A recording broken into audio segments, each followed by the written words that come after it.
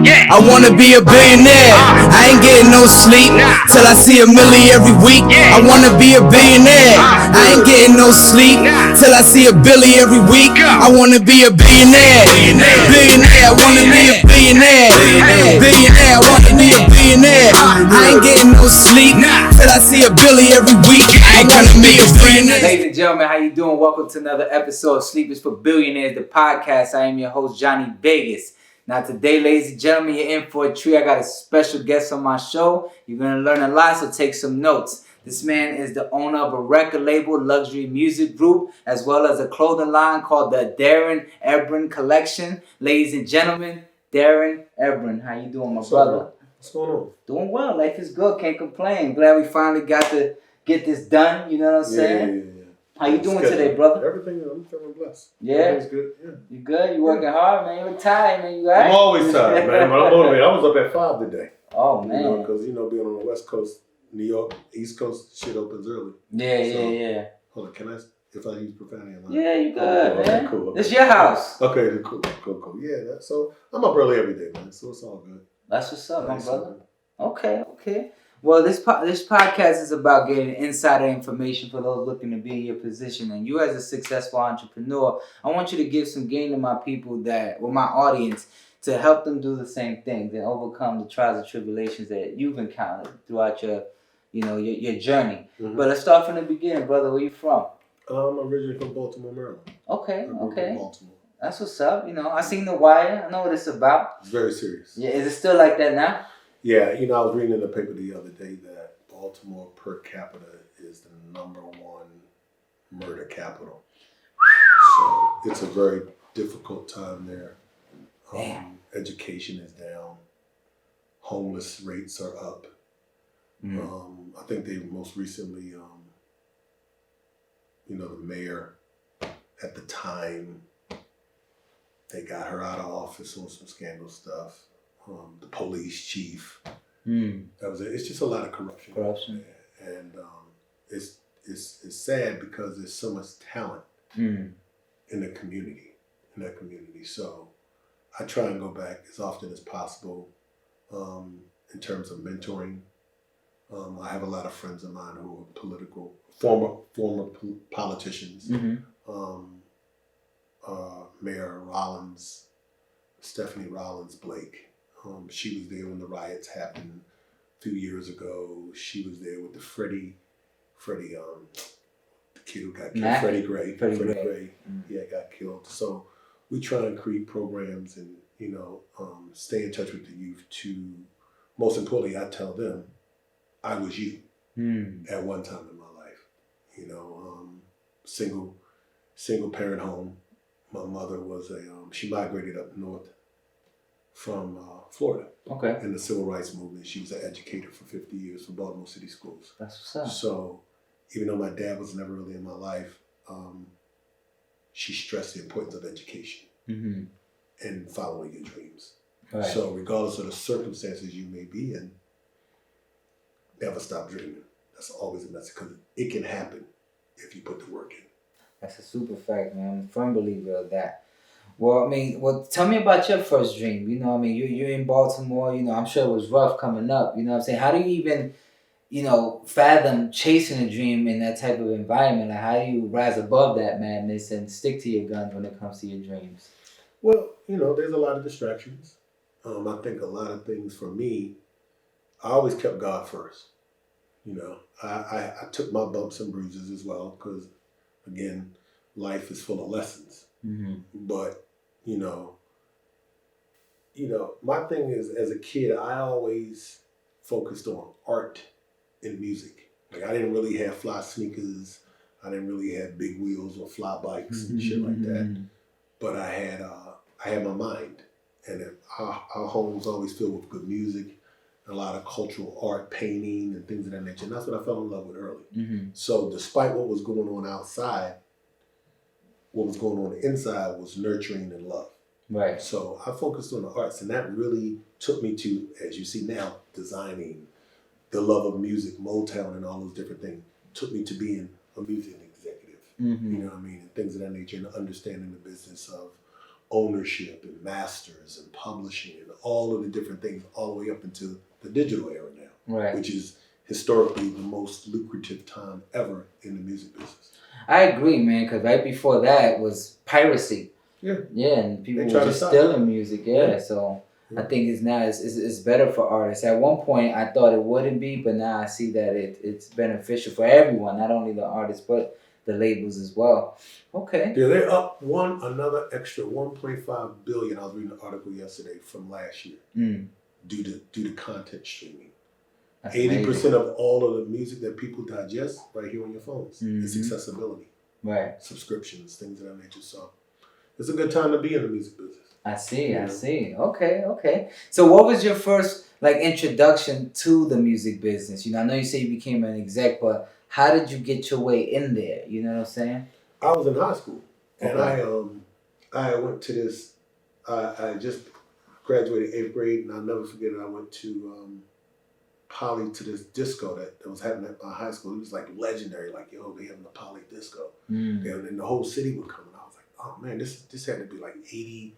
Let me see, 80. It's probably 82, 81, some joint like that. Got it. When break dancing and DJing and all of that was very, very, very serious. And I went there and I lost my mind because I saw it's the first time I saw dudes spinning on 1200 turntables, cutting and scratching. And I saw how it was dictating the energy in the room. And I said, oh, this is it. Yeah. 300 kids going crazy, and the DJ and the MC was dictating all of the energy. And I said, oh man, this is it.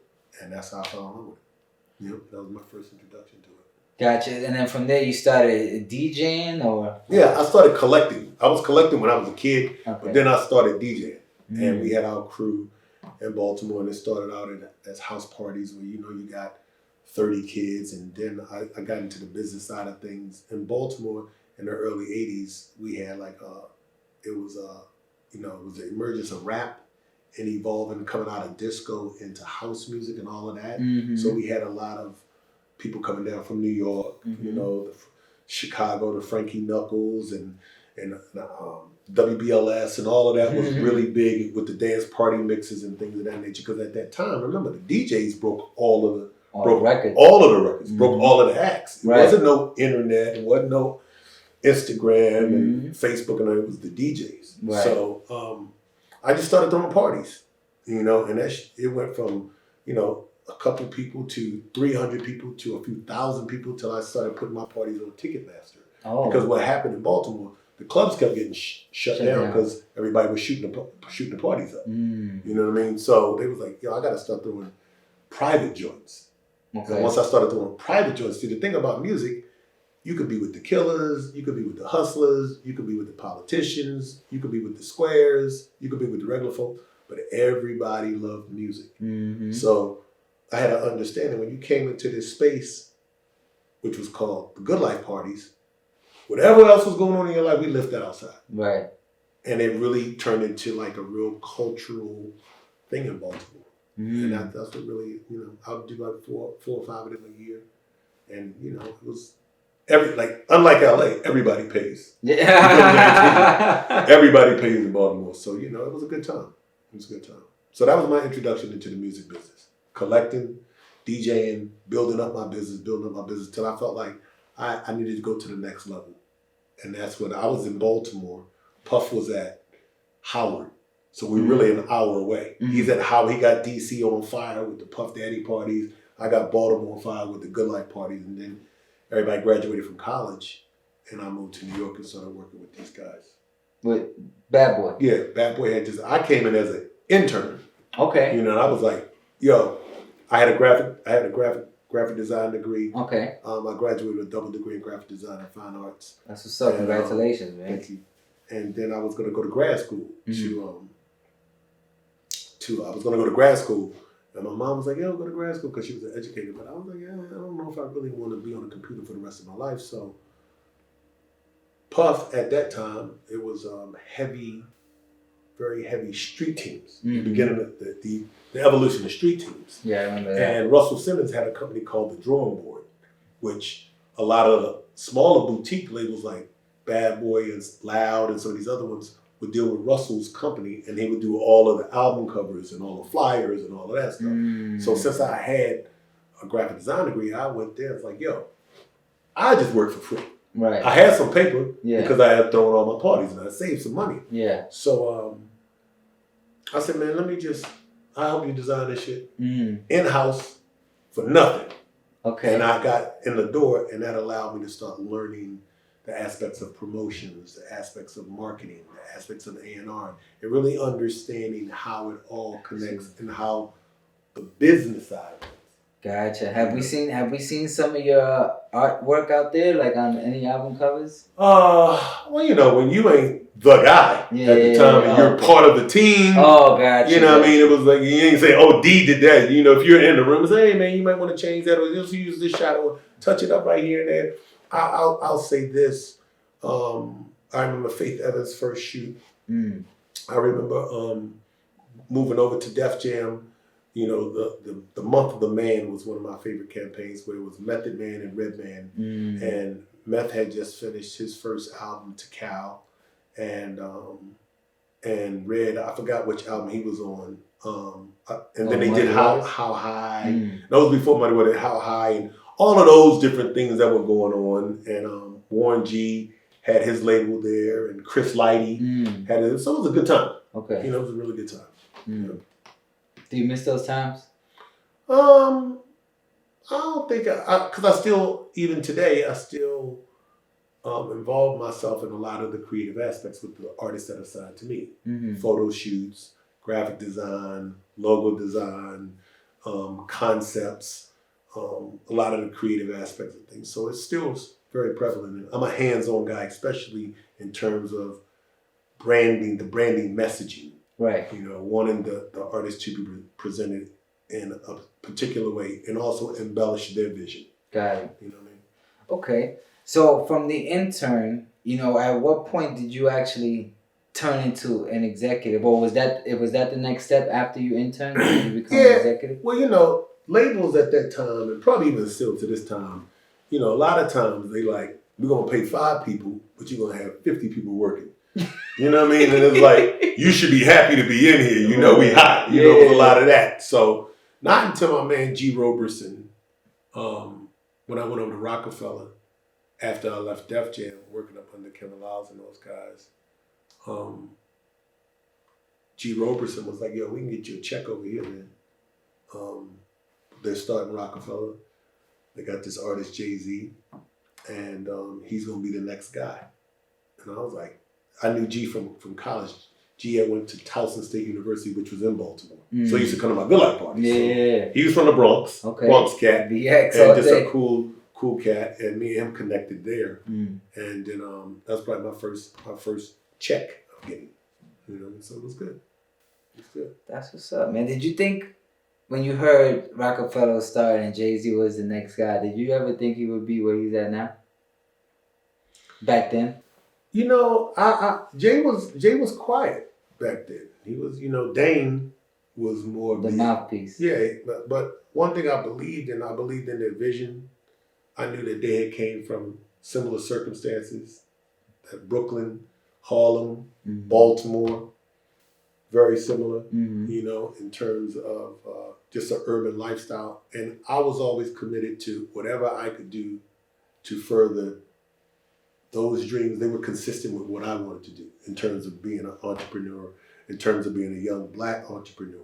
I didn't know if he would make it that far, but one thing I do remember is Dame's undeniable passion to get it done, whatever it was, and people say different things about everybody, but what I will say is that the man's ambition at that time, because Jay was always cool. Jay is a cool, when I was in the room with him, whenever I was in the room, he was a cool, laid back cat, and definitely did his thing creatively when he got it on. But, Dame was really like, Puff and them can't be the only ones on MTV. Yeah. NWA can't be the only ones on MTV. Yeah. How's Rockefeller not on it? And he wasn't taking no for an answer. So I respected that. I respected the drive. It inspired me. That's what's up, man. Yeah, I get a lot of inspiration from back in those days, watching the backstage movies Yeah. and Streets is Watching, like Yeah. everything that they did, like definitely I mean, just watching Jay's progress from when I first Amazing. heard of him to now it's motivation for me every day. You know what I'm saying? So For sure. that's cool that you was a part of that history. You know what I'm saying? Like that's cool as hell. What roles were you playing specifically in that whole? Well, at that time, Empire. I was working under Bobby Dash, which was Okay. Dame's brother, and Al Branch, who was the general manager. And I would really handle like the promotion with the DJs on the Eastern Province. So, going down, I would jump on a train with boxes of Rockefeller wax. And I would just hit all the colleges. Delaware State, Morgan State, Norfolk State. I would take the train all the way down the East Coast. Damn. And whatever DJs I knew, whatever promoters I knew, I made sure that they had Rockefeller records. And I felt good about it. Because, getting in the club is a massive line, but you show up, you the promotion, man. You got stickers, you got records, and you got to know all of the DJs. And that dictated all of the energy, in the club. So it was good. I was a promotion guy. That's cool, and I'm sure a lot of those connections you made early on are helping you now with your business. Oh, yeah. Well, guys like, you meet people along the way. A lot of people that you meet along the way. G. Robeson's done amazing things. At one time, managing Drake and Nicki and Wayne and all of these other different amazing artists and Just Blaze and Kanye and all of the different, there's a lot of people that came along through those doors that are still allies, right? And more so friends. There you go. So it's all good. That's what's up, man. So at what point, after you became, an executive in the early stages, did you decide, I want to do my own thing, like I want to start luxury music group and take it to the next level? Well, I came to the West Coast. I was out here visiting some friends of mine from college, and I bumped into two people who were working for Edmonds Entertainment at that time, which was Babyface and his wife. And at that time, all the production was coming out of the East Coast. So you had the Stevie J's, you had the Nasheen Myrick's, you had Puff had the Hitmen, and they were doing all the remixes. You had the Rodney Jerkins. You had all of the heat production-wise for R&B, because R&B was so massive. Hip-hop was emerging, but R&B was really massive. And I had relationships since I was an East Coast guy. So I ran into some folks who were working for Tracy Edmonds, and they were like, we need an A&R, and we need a promotions guy.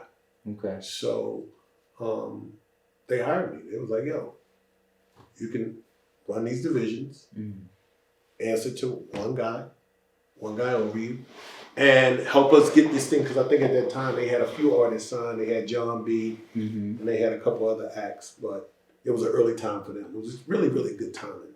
Right. So after working with them for a while and taking them to Freaknik and getting records made and different things, and you seeing the amount of money based off of some of the records that you're making that the company's generating, and you're looking at your salary, you're saying, I can do this. Right. I can do this. So I was never really a guy. I believe in partnerships. I'm not really the type of cat that's really going to be up on anybody forever. I'm definitely humble and wanting to learn as much as I can, but I need a seat at the table. Right. Especially if I'm going to be the catalyst to motivate to create some of these things creatively or through my relationships. So it was only a matter of time. No, absolutely. Yeah, you got to position yourself to make other moves, especially, to enhance your lifestyle. Yeah, for sure. Yeah, for real. Sure. Okay. We got to share in the revenue. Absolutely. Profit splits. We got to do that. You know what I mean? So, but it ain't for everybody. Right. Because, there's a downside. It's tough skin because you got to fund a lot of things yourself until you do bigger deals. And that's where the challenge comes. A lot of people like that security of saying, I got that 9 to 5, I got that check coming every Friday. Being an entrepreneur, you have to sacrifice it all, or at least willing to sacrifice it all. Right. Because anything can happen. Exactly. At any given moment, it's all on you. Yeah, man. No, that's a fact. Okay. That's interesting right there. Okay, okay.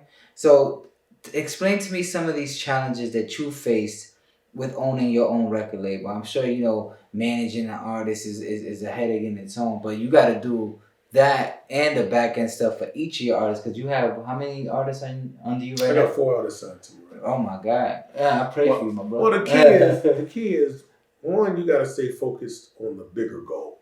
Okay. The bigger goal is to, you know, make sure you're facilitating other people's dreams. You know, it's a blessing. Like I'm fortunate enough to come into a career that I'm passionate about. Mm-hmm. You know, and you know, I learned a long time ago whatever you do with your life, pick a job where you would do it for free. I agree. Because the money's gonna come. Mm-hmm. You know, pick something that you're passionate about that you would do for no money, and the money will come. So dealing with artists is always a challenge in some capacities because you have to manage expectations of creative individuals. Mm. You know, you got to manage their expectations. You know, and you know, I tell artists all the time, you know, because every artist you meet believes they're hot. Right. Mm-hmm. Every artist. I mean, Van Gogh, VEGAZ, Cezanne, Renoir. You think of all the great painters in the world, or sculptors, Michelangelo, or whoever. Mm-hmm. They all thought they was dope. Mm-hmm. Every painting that they did was dope. Right. But every one of them wasn't a masterpiece. Right. You know, so the key is to see something special in that artist and embellish their strengths and minimize their weaknesses. So I operate from a space of truth and honesty based off of my experiences. Mm-hmm. You know, and I let them know what I've seen along the way, seeing what Puff has done, been in the room with Kevin Lyles or Julie Greenwald or Leora Cohen, seeing a Damon Dash and a Jay-Z and a Biggs, you know, seeing a Babyface or, you know, all these other cats that have really made history. You know, anytime you get a chance to sit with somebody who has had those experiences, it's an opportunity for you to get some wisdom. Mm-hmm. You know, so I always tell them, if you don't want it better than I do, then we don't really need to be in business together. That's a fact. And that's just what it is. Mm-hmm. You know, I'm fortunate enough I've had a couple bumps in the road with a couple artists that I had to push aside because they really, you know, sometimes when you meet guys and they're so humble, I really need some help. Let's get this going on. And then it starts to happen with streams and you're all over platforms and social media. See, social media will gas you up to make you feel like you're bigger than you actually are. Right. And then the humility comes. Yeah. You know, so I've been fortunate for the most part to have really good guys that I signed. They're solid. They're good human beings in terms of character and work ethic. And, you know, I'm committed to making sure that I do everything that I can do to make sure that their dreams come true. That's what's up, man. Okay. Well, I mean, it sounds like you know exactly what you're doing. You know that you got another person's like dreams in your hands, and you're taking full responsibility for that. And that's cool because some people just try to get a check out of them or just try to milk them dry. And you know how these bloodsuckers are out here with these artists, man. You know what I'm saying? Yeah, I mean, you know, the thing is, you know, human behavior is human behavior. You know what I mean? But I think, like when I was telling you earlier, I was like, it's just a blessing to be able to have something to add to someone's career or add to someone's life. Because can't nobody dictate the future but God. Mm-hmm. But I do believe there's a skill set in giving a person a shot. Right. With the right resources, the right relationships, we can get you a shot. Mm-hmm. Now the consumer's gonna have to make the ultimate decision if they rock with you or if they don't. Mm-hmm. But at least we can get you the shot. Right. On a pretty large scale. And that's really all you can ask for. It's like, yo, come trial for the Lakers. I can get you in the gym. Mm-hmm. I can get you in the gym. But you gotta close the deal. You gotta hit the shot. Right. You gotta hit the shot. So, you know, we're gonna make sure that these kids get the shot. That's awesome, man. Okay. Now what type of artists do you look for as far as working with and why? I like to look for people that are special. You know? Everybody says, oh, I want a superstar. Well, I want this, I want that. I just, you know, my first thing is always about character. because I've done touched some money in my life. Mm-hmm. And one thing I know about getting money and losing money is that people change when the money comes. Mm-hmm. So whoever you're investing in, Okay. you almost got to try and gauge that they're going to go to the moon, but at least they'll come back. See, some cats go to the moon and never come back. You know what I'm saying? Yeah. And it's a problem. Yeah, It's a problem. I could run off a gang of artists that I won't run off. Right. That they got success and went to the moon and never came back. Mm. And labels say, we ain't fucking with you no more. Mm. And now they out of the game. So we don't want that. So I try and look for people who come from, respectful environments. I don't care if it's from the streets or your grandmother or your mother, but you have some level of respect. There has to be a code in your character. So the talent, because there's a lot of talented people out there, but sometimes they're not always the ones who are the most successful. Mm. So and vice versa. So first thing I look for is that it quality. Okay. That it quality, but equally as important, you got to have a solid character. Because I know a lot of dudes who was it, but they were assholes, and they never made it. Right. Because they made every moment about themselves. Okay. You know what I mean? Mm-hmm. And that can be a major roadblock. So first thing I look for is character, and then talent. Some people look for talent, then hey, he's so special, she's so special, I'll deal with the headaches. It never lasts long term. I hear you.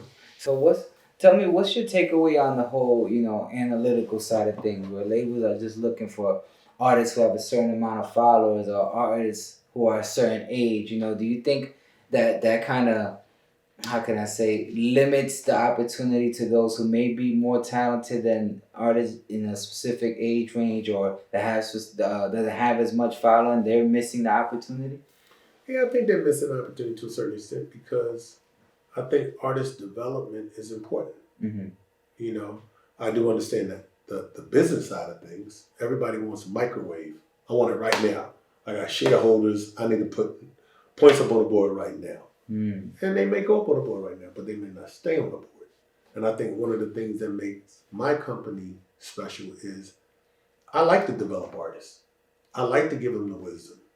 I like to give them different skill sets or put them in rooms with the right engineer or put them with the right producer or the right songwriter or background singer or whatever it is to embellish what it is. I think that's necessary. Right. I think if you look at all of the greats, they all had some form of artist development, all the way down to the greatest of all time, Michael Jackson. Mm-hmm. His daddy was on him. Yeah. Literally. Yeah. Well, yeah. You know what I mean? So I think that that's critical. I think that's really critical. So I do think labels need to implement that component of the business. Analytics are good. I mean, analytics can give you a gauge of what is an artist's reach, but then it's up to you to see, because you got artists who got millions of followers but can't sell out 3,000 seaters. You know what I mean? Just like you got these influencers who got 4 or 5 million, but you give them a product to sell, there's no sell through. So there has to be a narrative that connects the dots. There has to be an emotional connection with the consumer, with each artist. And I think that only comes through over time because they got to get to know you. Right. They got to understand your pain, your struggles, your accomplishments. You win, you lose together. It's an emotional attachment. Right. It's so much bigger than just the records. So I think that's necessary. Copy. Now I feel you on that. It's I don't know, me coming from an artist standpoint, because I started as an artist, but then at the same time when I was telling you before, I'm getting up there in age, so I put the artist thing to the back seat. But a lot of that putting the artistry into the back seat was due to me knowing the business and how the people in power are solely looking for acts in this age or looking at people with this following. And that's why I asked you the question, what's your takeaway on it for people that are in or may feel the way I feel in that regard? Well, it's valid. I mean, I think one of the beauties of the internet is, CD baby, distro kid, you can You can upload your music. You can see how people respond to it. And you can go from there. Before, you got to realize if you didn't get a record deal, you might be on a mixtape, but that's the extent of it. Right. You know, so I think the beauty of the free market is being able to prove your value and put it out there in the marketplace and see, you know, hey, who knows, one of the things may go viral. If it's just a great record, you know. Well said. Well said. I respect that. So how'd you get into the fashion industry? I grew up poor. So growing up poor, I always had my eye, and also having an eye for color, being an artist. You know, I'm always in magazines as a kid. I've collected, and you know, you grow up and say, "Damn, I'm gonna have that one day." You know, so I grew up really a fan of fashion. You know, when I was growing up, I was born in '67. I'm 52. So, black people. One of the things I loved about those times, I always saw in our communities at that time, crisp white shirts, you know, creases, nice slacks, shiny, you know, penny loafers. Penny loafers. You know what I mean? Or if you had on sneakers, they was clean. Yeah. You know, if you had on jeans, they was crisp. They were crispy, you know, yeah. and I think that our people growing up in the time of the 60s, we may not have had a whole lot of material things, but through the work of Martin Luther King and Malcolm X and all these amazing black men, we had dignity. You know, we had respect for ourselves. You know, you cared about what you had on and how you came out the house. So I grew up seeing that, and my mom always told me, you know, if you look good, you'll do good. You know, if you feel good about yourself, you got a good chance at being successful. So, when I was in New York and I saw the evolution of Fat Farm and what Russell was doing and Damon John and those guys, and I was really getting an understanding with the evolution of MTV on how fashion, urban fashion specifically, was influencing the culture. You know what I mean? Yeah. And I said, we got to get some money and do it ourselves. Same mentality with the music side of things. Like, we got to have a seat at the table. Right. So I was, I used to shop, you know, when I started getting some bread and shopping for myself or my girl or whatever. And I just realized as an African American, like, none of the designers, the things that I was wearing was really fitting me. Like, when I started getting some money, you know what I mean? This shit was tight. Or, you know what I'm saying? It was like, yo, what? You know, historically, African Americans may have, you know, bigger legs or rounder asses or broader shoulders or whatever that is. You know, but I knew that the European cut wasn't fitting. You know what I mean? So I said, we got to start making some stuff from scratch, pattern makers. Let's get some measurements. Let's get some sizing done. Let's get the right fabrics. And I started understanding the process of textiles, you know, with the production side of things. And that's how I really got into it. You know, I wanted some shit that was fly, that fitted me. Yeah. You know what I mean? Not some, like, you see cats now when the skinny jeans shit came in, they got that shit on there uncomfortable. You had a joint. They're uncomfortable. Crazy, right? And they still trying to sag. And they still trying to sag, man. So Russell, he inspired me, and I didn't see any blacks. I'm like, we spending all this money on all this fly shit. Yeah. You know, I think I saw a statistic, next to Asians, African Americans spend the most on luxury goods. You know? Yeah. And I'm like, man, but it ain't none of us making this shit. Right. Luxury goods. Now, we got dudes making sweatshirts and hoodies and, you know, bombers and shit like that. But, you know, it wasn't too many of us, if any, historically, that had dealt with luxury brands. Right. You know, and that's when I started, like, let me do these silk scarves. Because I wanted to pick an item that could be worn all year round, an accessory. You know, when I did my research, so I started with scarves and t-shirts and cashmere scarves and fly shit. So that's how I got into it. That's what's up, man. So how's it doing now? I mean, has it progressed? Are you doing some good sales? Like, Yeah, I'm in my 3rd season. Okay. Obviously, we get ready for the holidays, and I'm about to run through that. I think a few thousand pieces left, and I'm gonna run through that and gear up for the spring. Gear for the spring and for the summer. I don't put too much pressure on myself. I give a lot to my artists because I want to build the brand equity. When a young cat from my environment, from my city says, "Damn, that's Moose from Baltimore. He's from Baltimore. Oh, and he's wearing a Darrin Ebron Collection sweatshirt or a hoodie. Or he got that cashmere scarf on with that nice leather." That shows a kid we all come from the same environment. If he did it, then maybe I can do it. And that's really the biggest blessing. That's really the payoff for me. Right. You know what I mean?